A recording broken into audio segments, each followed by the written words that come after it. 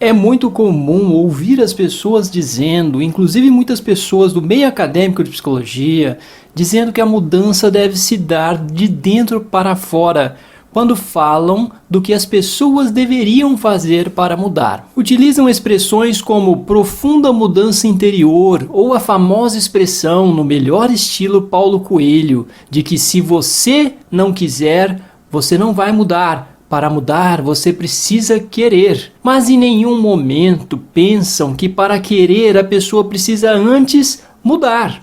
Alterar a sua posição no mundo, seus contextos de ação, suas formas de interação. Porém, não tem jeito. Logo aparecem outros lugares comuns em expressões tais como: o que perturba as pessoas não são os eventos, os fatos, os acontecimentos da vida, mas sim a concepção, o julgamento, a crença que as pessoas têm sobre esses eventos. Aliás, essa ideia é geralmente atribuída a Epiteto, filósofo grego que viveu do ano 55 ao ano 135 d.C. No Ocidente teria sido esse filósofo antigo o primeiro a defender esse tipo de ideia. E não faltarão inclusive psicólogos difundindo que o modo como significamos uma experiência é o que é determinante de como iremos nos sentir. O problema é que essas concepções são fundamentalmente equivocadas. Quando alguém afirma ser necessário que mudemos nossas crenças ou a forma como significamos a nossa realidade para que possamos alterar o modo como nos sentimos, quem assim afirma se esquece de fazer algumas perguntas, tais como: se nossas crenças determinam como nos sentimos em relação à realidade, seriam essas crenças anteriores às próprias estimulações do mundo em nós? Existe um ambiente, um mundo, um contexto do qual fazemos parte, seja ele físico ou social, e isso nos afeta constantemente. Nossas crenças provêm então daí, correto? Neste vídeo ainda não citei nomes de áreas da psicologia, mas agora faço questão de citar uma área relativamente nova que é também, em boa medida, equivocada, é a psicologia positiva. A começar pelo nome, que mais confunde do que esclarece. Esse nome dá a entender que o positivo é sempre benéfico, que o conceito de positividade está intrinsecamente relacionado ao que é benéfico e saudável.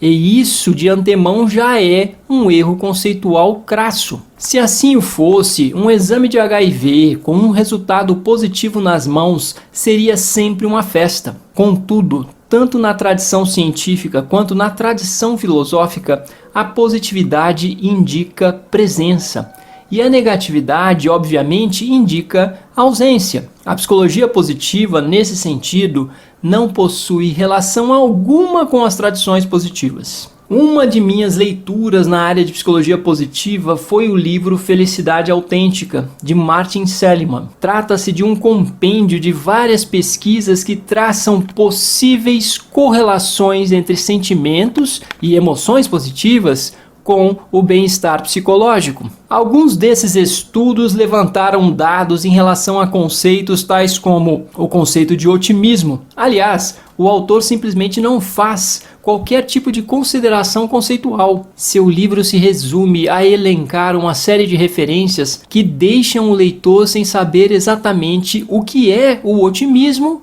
por exemplo. A impressão que tive é que Seligman somente quer convencer seus leitores de que as pessoas otimistas, seja lá o que isso signifique, são as mais saudáveis, e que o otimismo seria, juntamente com algumas outras virtudes e qualidades, a causa do bem-estar como um todo, a causa da saúde. Isso reproduz alguns lugares comuns da indústria da autoajuda e do sucesso. Esses estudos de correlação não comprovam quais são os determinantes do bem-estar, os determinantes da saúde. Estudos de correlação somente apontam para algumas relações entre eventos. Se pessoas felizes são mais otimistas, é possível que sejam felizes porque são mais otimistas, mas também é possível que sejam otimistas porque são mais felizes ou saudáveis.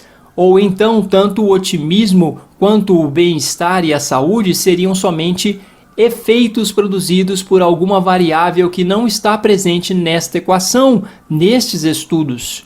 Não sabemos qual é a causa e qual é o efeito. Fora o fato de que o conceito de otimismo pode ter vários significados e isso nem mesmo é abordado em seu livro. Existe o otimismo da ideia, da ação, em relação ao presente e em relação ao futuro.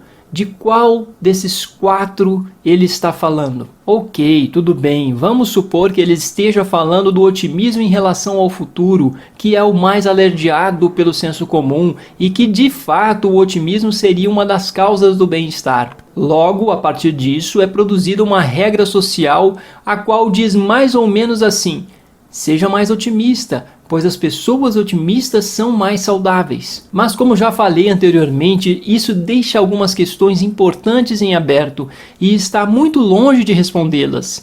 Se a pessoa precisa ser mais otimista, uma questão fundamental é como fazer para que ela seja mais otimista. Porém, e se o otimismo, se nossos comportamentos, nossos sentimentos e inclusive nosso bem-estar, nossa saúde, forem somente efeitos e não causa do que quer que seja?